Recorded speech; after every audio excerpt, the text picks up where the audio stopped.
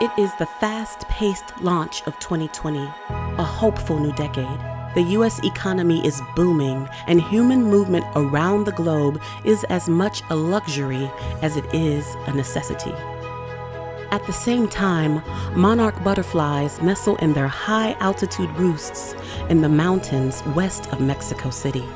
As temperatures begin to rise with the changing of seasons, the monarchs slowly wake from a winter rest. As humans continue to travel around the globe, they begin spreading a virus that will become a pandemic, COVID-19, which will affect countless people through the loss of loved ones, jobs, and life as we know it. Monarchs, humans, and the novel virus all move to meet their needs.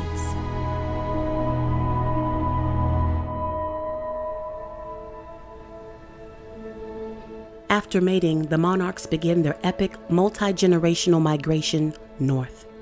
The female monarchs are looking for milkweed, the only plant on which they will lay their hundreds of eggs along their trinational journey. My name is Monica Mackley, and I'm the founder and director of the Monarch Butterfly and Pollinator Festival, which celebrates its 5th year this year. The point of the festival is to engage the community in monarch conservation, understanding and appreciating how pollinators and insects make 1 out of every 3 bites of our food possible, and to underscore our very special relationship with our neighbors to the south, Mexico, and to the north, Canada. I call it the gateway bug because once you start paying attention to monarchs and what makes monarchs happen, then you start to engage in understanding the ecosystem. The festival has always been a gathering of thousands of people in various contexts. In the past, the event at the Pearl has always sort of been the consummate moment in the festival, and it was always about people gathering. Everything's different this year. I mean, this year has been an incredible change for all of us.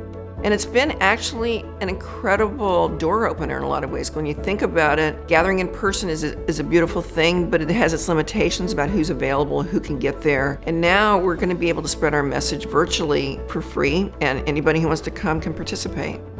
Oh, look at all them little babies. So yeah, we got to transfer these guys.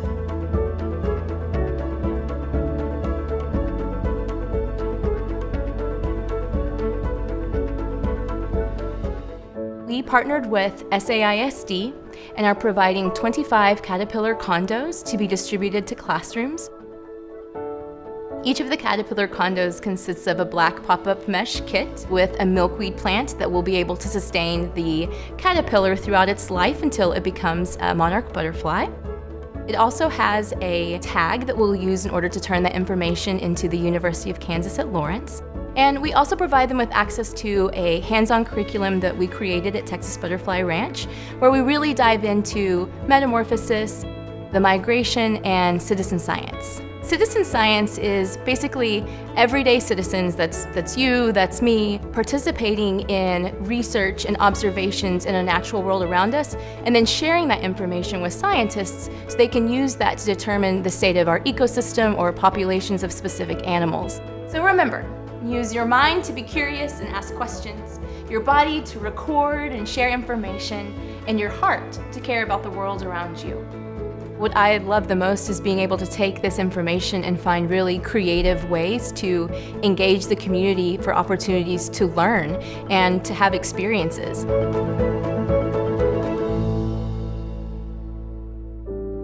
It's March in South Texas, and the first generation of monarch eggs have hatched into caterpillars. When they first emerge, the tiny caterpillars are white. Only after they consume milkweed do they take on their distinctive black, yellow, and white stripes, having absorbed chemicals from the milkweed plant that give them their bright colors and protect them from predators. The tiny creatures begin a month-long transformation, feeding exclusively on milkweed and increasing their body mass by 2,000 times while a caterpillar. We originally declared a state of local emergency, public health emergency, back on March 2nd. People's natural instincts were to get prepared and prepare themselves for holing up for an indefinite period of time.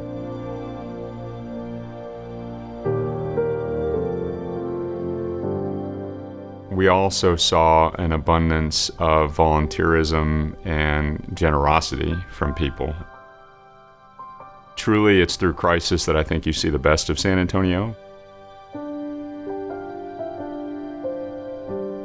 A now chubby monarch caterpillar hangs, head down, from a milkweed stem in a J shape. Within minutes, the transformation is complete. The small mound of dark skin eventually drops, resembling a dead fly, a clever diversion to keep predators from consuming the prize of this spectacle. The monarch chrysalis now holds a butterfly to be. On March 23rd, the city of San Antonio issued shelter-in-place orders. San Antonio and our future butterfly abided, meeting needs for survival and safety by sheltering at home and in the chrysalis, respectively. If you're in your home the whole time and you're isolated, which is what we were telling people to do, we don't actually mean isolating in that sense. We should be going outside. If you're outside a safe distance, the likelihood you're going to transmit it is much less. So it's safer for the pandemic. It's also healthier for you physically, and it's also healthier for you mentally. When the time arrives to become a butterfly, the paper-thin chrysalis shell splits. The butterfly is extremely vulnerable at this stage. It hangs helpless, clinging only to the chrysalis shell or perhaps a nearby twig or leaf. After a month as an egg, caterpillar, and chrysalis, the moment arrives. The butterfly takes flight. After several days, the monarch searches for nectar from nearby flowering plants, its primary need after its rebirth.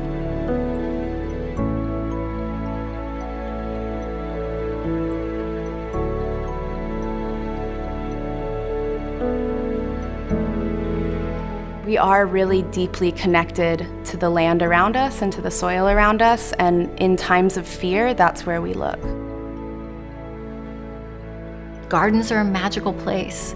Gardens are a magical part of our human history, and I think that COVID has reintroduced people to gardening and understanding and caring for the things that are around their home because the way our world was turned upside down.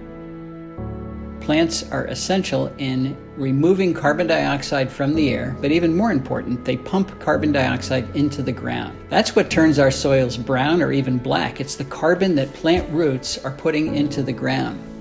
Some climate scientists or soil scientists have claimed that the soils on planet Earth can sequester 7 times the amount of carbon that's in the atmosphere right now. So if we put plants back, we can start to pull some of that carbon out of the atmosphere. Angiosperms, flowering plants, evolved alongside insects. One doesn't exist without the other, and that evolution occurred so that there was a payoff on both ends, and the payoff for the plant was the ability to reproduce, and that reproduction is what we eat. It's fascinating to think about how ancient that connection is and how precarious it is.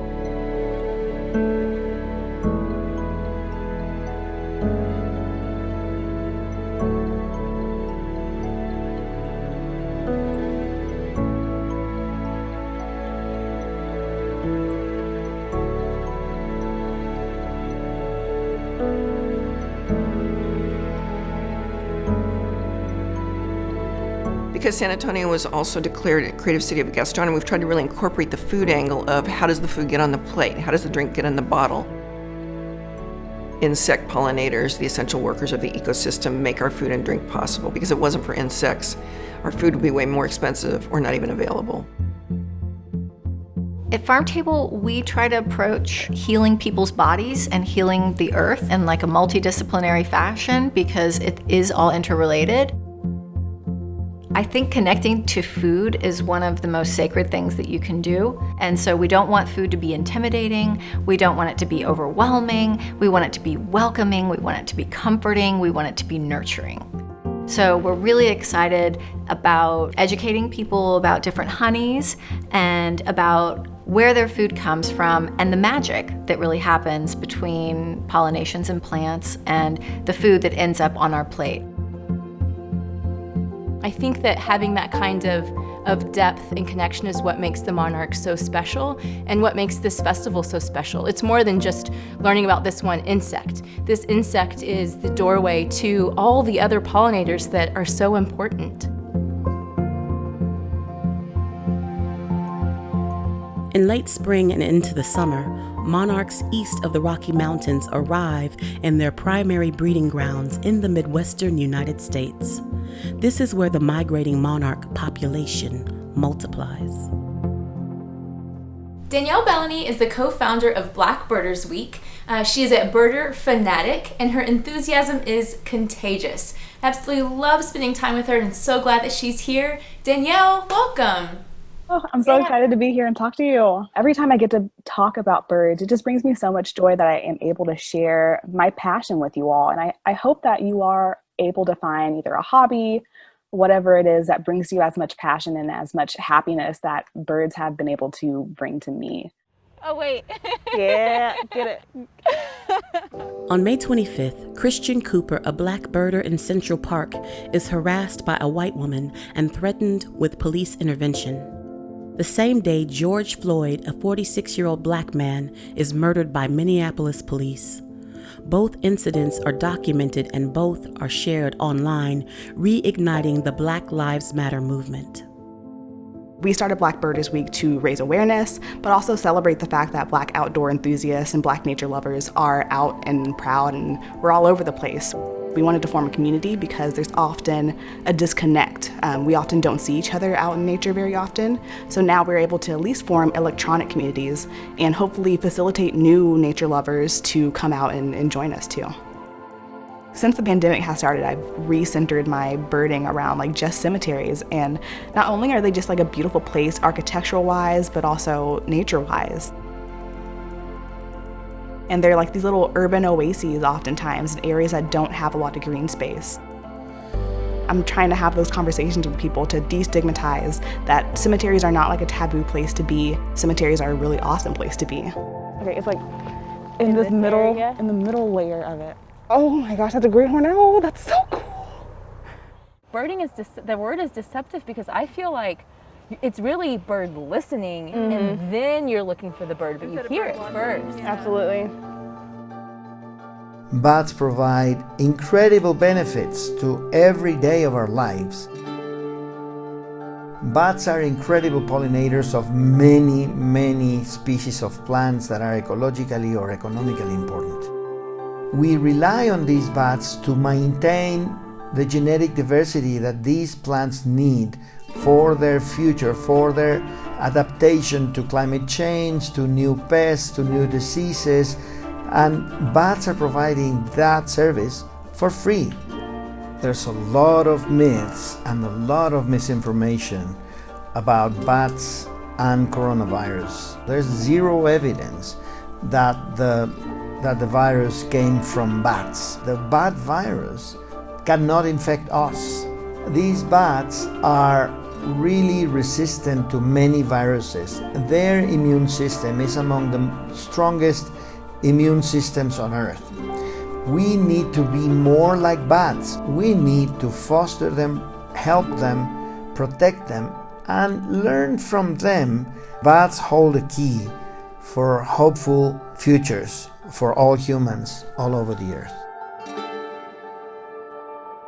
The fourth and fifth generations of monarchs, sometimes called the supergeneration, are born in late summer and early fall. These monarchs head south when the weather and conditions in Canada and the northern United States no longer meet their needs. They stop for fuel along the way, building up their fat stores with sips of nectar.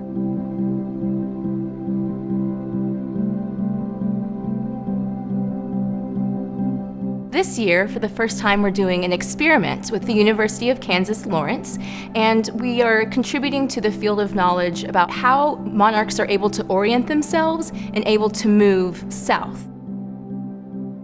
So what we're going to be doing outdoors in a natural environment where they're exposed to the sun and the wind and the temperature so that they can get acclimated to being in San Antonio, and then after 5 days we'll be releasing them, and we're hoping that they can find their way south. And if our butterflies make it to Mexico and are recovered, I believe we will have proven if they have time to acclimate and that they can orient themselves in relation to the natural cues of the environment that they're in, then they can get there. When you're doing the tagging, you want to first write down the tagging number, and that's how they will record that specific butterfly. You want to check to see if it's male or female, which is really simple. There's 2 black dots on the wings if it's a male. You pick up a monarch butterfly at the base of its wings behind its head, and you hold it gently but firmly. There's a very specific part of the wing called the discal cell. You apply the sticker. It has a non-toxic adhesive to it so it won't hurt the butterfly. And then you release the butterfly.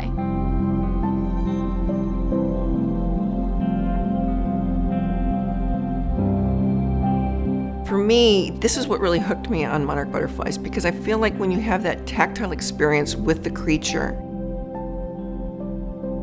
you touch it, you put this little sticker on it and release it to the wind, it changes you.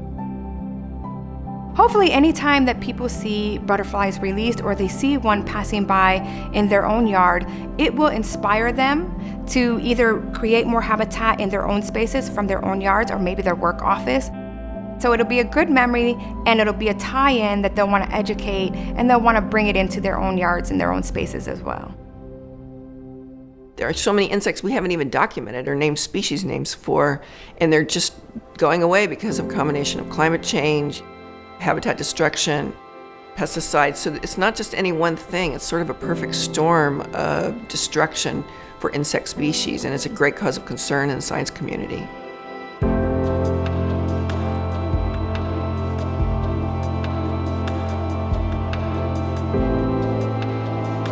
The Mayor's Monarch Pledge to me means that we are going to reach those 24 goals of the Mayor's Monarch Pledge to educate others about the importance of pollinators and monarchs in particular to our environment and our ecosystem, and the connectivity between that little insect and us as a thriving civilization. Roosts and group travel become more common as the monarchs migrate south, congregating in the Texas funnel in October, late in the migration season. The migration of the monarch really has been a conversation amongst the indigenous or native communities that I've surrounded myself with for a long time. We've always migrated before borders existed. So we will continue to migrate the same way that the butterflies continue to migrate. As a migrant community, I think we live in the chrysalis. We live in the shadows and we live in fear because of the way we're criminalized. So then we're not able to really transition into this beautiful butterfly that we can be.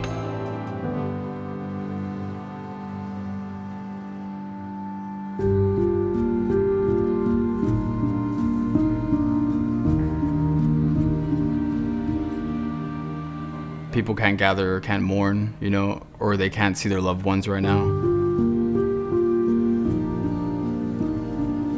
I think the project's beneficial just because we're able to reconnect. We're able to reconnect to lost stories, or we're able to reconnect to people we recently lost and maybe want to hold that memory alive.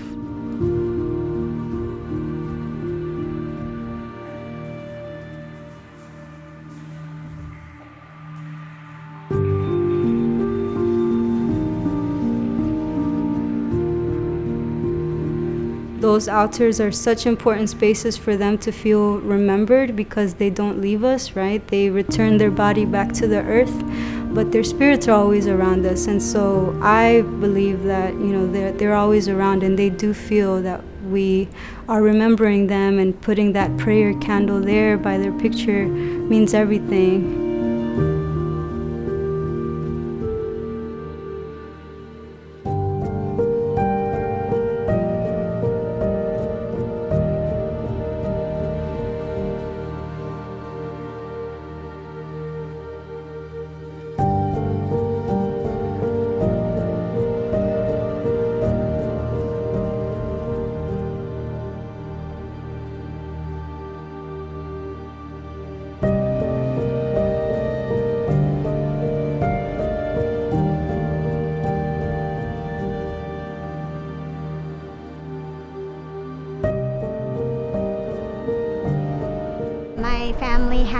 had more than 30 members of our family on both sides of the family here in San Antonio with COVID-19 at one point or another. 16 of them were at the hospital at one point or another, and then 6 of them, unfortunately, my cousins, have passed away, and they all had underlying health conditions that resulted from the social determinants of health.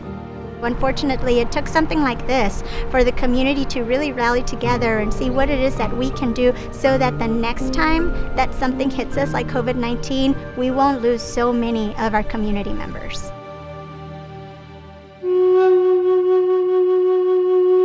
So this year, tagging the monarchs is different. Traditionally, when you tag the butterfly, you would write your name or the name of the person who is doing the tagging. And this year, we will write the name of a person who has passed away recently in order to honor their lives. Abuelito Seferino, George Floyd, Eduardo Yamasaki, Doris Wallace, Breonna Taylor, Luis Angel Guerra, Marco Cervantes, Ricardo Yamasaki, Katie Pell, Michael Bell, Albert Castillo, Celia Perez, Lance Rodriguez, Dario Guerra, Abuelito Aquilino.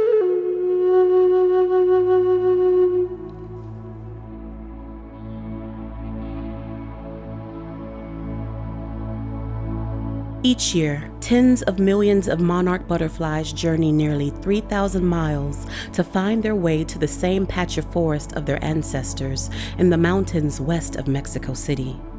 Their arrival coincides with the Mexican celebration of Dia de los Muertos on November 1st and 2nd. It's pretty incredible, and it makes you stop and think about the magic of nature. How the monarchs keep flying. They don't let hurricanes, wildfires, pesticides stop them. They just keep on trucking, and that's what we have to do too. I think it's really important to try to draw the next generation into some of the, honestly, things I'm still learning. It's all about the perspective shift, right? Because I'm not trying to tell them what to believe or what to do or what their relationship with land is going to be, just that they should have one. It's each one of us who has the power to improve the ecological integrity of a little piece of the earth that we occupy. Each one of us can make a difference by planting the powerful plants that support nature, putting in a pollinator garden, shrinking your lawn. And if we do it throughout the world, that truly will be nature's best hope. In this moment of so much loss and turmoil, it's important to look around us in our environment and really observe what nature is telling us. Everybody should go out and vote because it is your opportunity to voice your opinion. Help appoint the leaders that you think best represent you.